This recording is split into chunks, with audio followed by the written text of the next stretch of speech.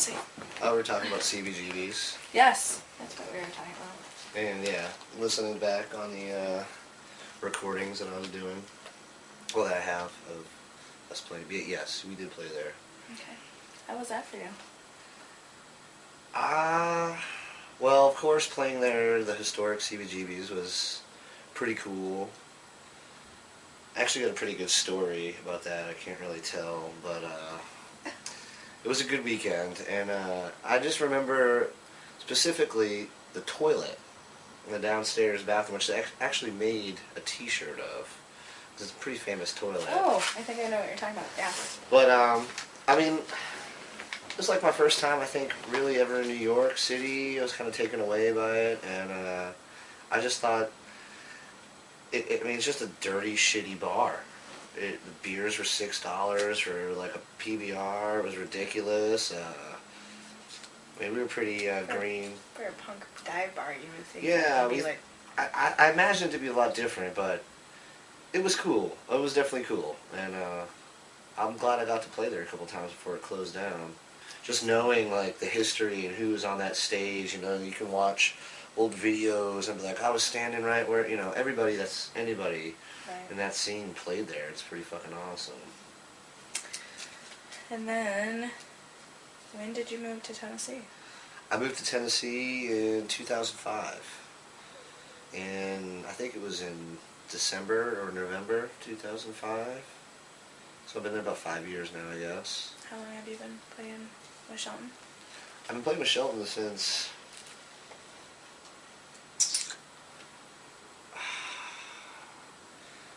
It was like October of 2008.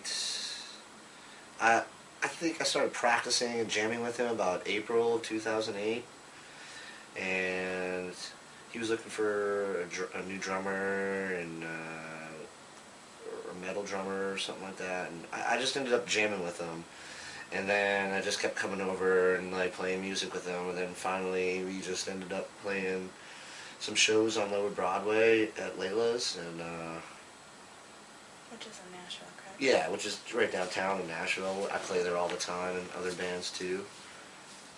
And yeah, so it was right around when the Damn Right Rebel Proud CD came out. I started playing out with them. So did you have big shoes to fill when you started playing with him? Yeah, you know, everybody... I never saw Hank 3 and Ass Jack live before I joined the band. So I had no idea, like, what shoes I was supposed to fill. I didn't think I had big shoes to fill, because I just do what I do. Right. And I had no idea what my predecessor was doing or how he acted on stage or whatever. So the only thing I've ever gotten is just fans giving me shit, but you know, I haven't heard much about it in quite a while, so it doesn't really bother me. I don't care. Like, I'm not gonna try and be somebody else or. Well, nobody's expecting you to. Yeah. And from my understanding and from what I've seen, the styles are completely different. Yeah, I mean, I just concentrate on playing the music the best I can and give it 100%, you know, or more. So. Well, there's a lot of good musicians that have played with Shelton that went on to doing their independent stuff. Yeah, and I don't know if, I mean, I'm not really a front guy or much of a songwriter, so I mean, I don't think I'm gonna ever be like something like that, but hopefully I'll just keep playing in this band for as long as I can, because I have a good time, and I like the music, and I believe in it, so. Right. How hard is it for you to switch over to different instruments during the... Switching over to the electric bass it's easier. Is it? It's not as physically demanding as the bass is, and especially in my hands. It doesn't really hurt my hands as much. But I never really played the electric bass in a band until I joined up with with Hank 3. I mean, I've played the electric bass before, but never really live. So it was and especially not metal, you know. So learning that and just getting my pick hand down and the whole like different rhythm approach, and like I said, I've been playing country and rockabilly and psychobilly on the upright since I started playing music live. So playing metal is pretty new to me. So it's fun. I actually Yeah, kind of go hand in hand. yeah, and I get to move around a little bit more with the electric bass, and I have fun. It's easy. It's an easy switch over for me, I think. Now, something I didn't know until today, I didn't know you're left-handed. I'm not left-handed. Oh, you play left-handed, or just the way that you were stringing, or just because I was in the way? I don't know. I don't know. Yeah, I'm definitely not left-handed. Maybe I do certain things with my left hand. I don't even know, but I mean, yeah, the left hand. I'm doing a lot of stuff on the frets, so maybe compared to a normal person, I use my left hand more. For a righty, I guess. Ambidextrous when it comes to playing. Yeah, yeah. I mean, I definitely couldn't like switch around and play it opposite in a way. I've tried it on the upright. It's not impossible. No. Yeah, not good at it. No, there is something that how you play the bass, the upright bass, in comparison to a lot of other people. There's a certain technique that you do. Is there? Yeah. I mean, I never really studied the instrument. Like, I've never taken classes or lessons or whatever. So how I do it is just kind of. You use your palm a lot more. You think so? Mm-hmm. I never really noticed. People ask me this, say, "Can you show me what you're doing?" And I'm like, I really don't have like a certain method. I'm just doing. Cup it like in a weird way. I don't know how to describe it. Well, I kind of use it like. I know what you're saying. I use this side of my thumb. Right, but you hit, you go across the strings, but then you hit the back ones with your palm. The way that you do it. And I watch a lot of videos, as you guys know. I've never noticed that. You play it differently. Okay. Yeah, like I just learned in a garage when I was 18, and I guess that technique just kind of stuck with me. I mean, I've definitely gotten better since I was 18, but I just watch a lot of people, and I kind of just absorb what they do, and then I try it out, see what kind of works for me. So, I mean, that's how I learn, is just by watching people and listening. So. Rather than picking up a sheet of music or yeah, chart I can't read that stuff. I can read number charts and stuff, but I definitely can't read like notes, like actual. I don't even know what it's called, written music. I don't do any of that. Yeah. I just come out and see you guys and interview you. So. What about side projects when you're not on tour with Hank? Oh man, sometimes side projects. They come and go.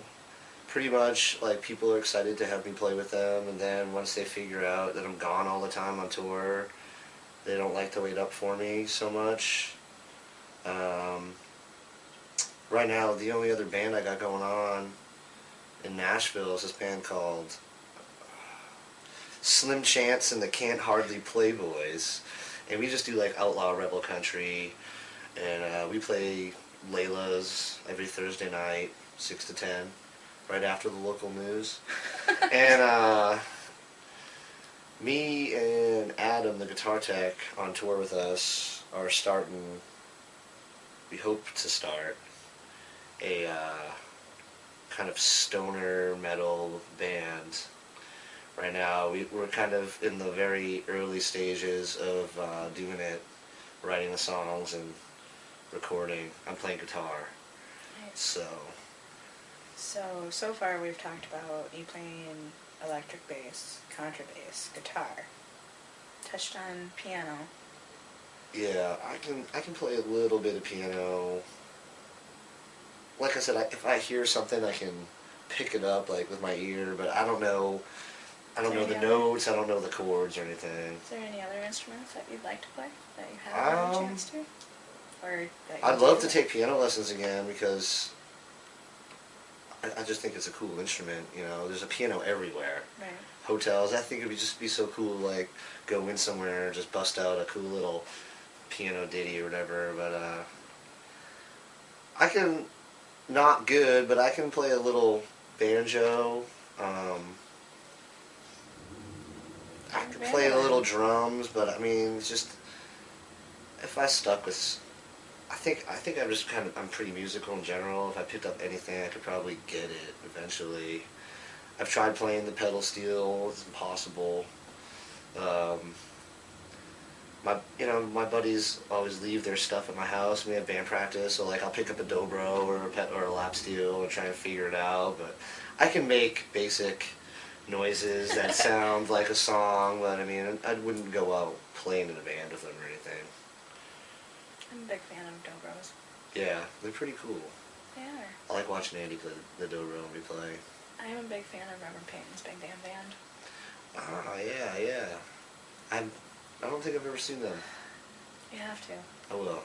I'll check it out. It's not their interview though. I think we're good. I don't know if you want to talk about anything else. Is there anything on there that you want to talk about? Sorry.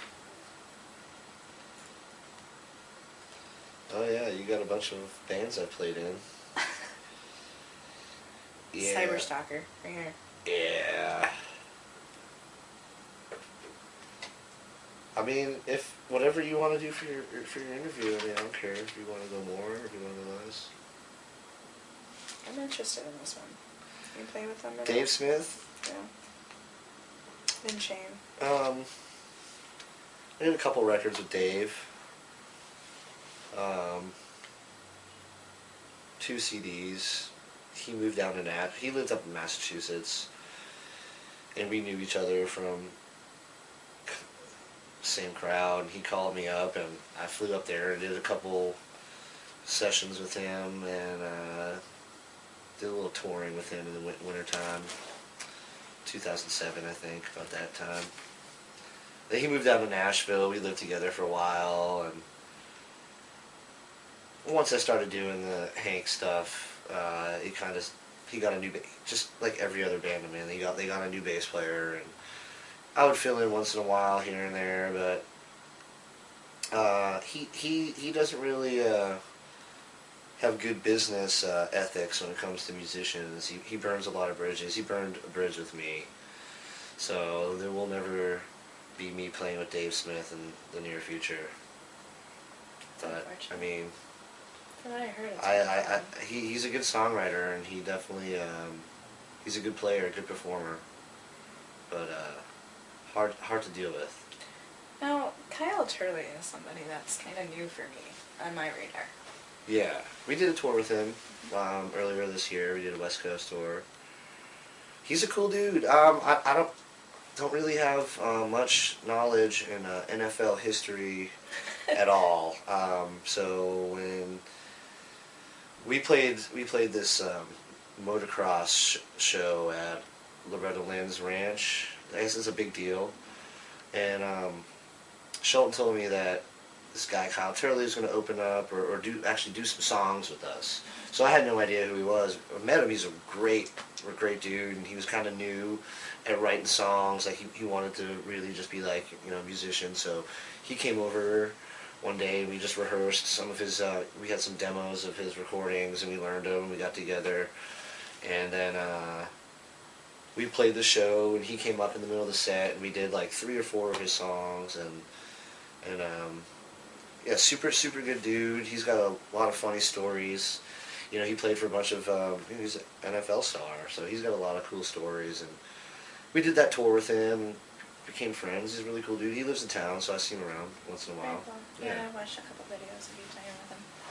Yeah. So yeah, I just learned those songs like 2 days before, and I think he just kind of wrote them not too long. I don't think he ever really played with a band yet. So I think that was, I could be wrong, but I think that was his first time playing those songs live, maybe. So he's also in Brimstone Radio too. We play his music. yeah, he's good.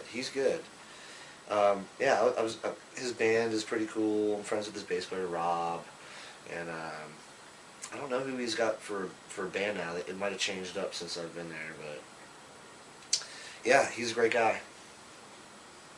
I think we're done. I don't know. I think I'm good. Okay. I think we got about 20 minutes, so I got 2 videos. Okay. Cool. Later, y'all. Done.